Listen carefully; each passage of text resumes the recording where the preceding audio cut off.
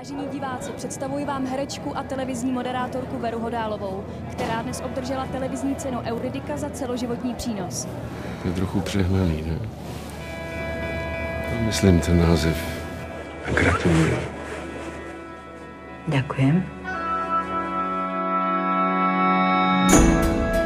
Pamatuješ, jak jsem dělal ten spot v Makedonii? No a já jsem bydlel u nějaký učitelky. Představ si, že prý má u sebe nějakou holku mladou, která nikoho nemá, a že už se prostě o ní dál nemůže starat. A Jestli bych se o ní nějaký čas nemohl postarat.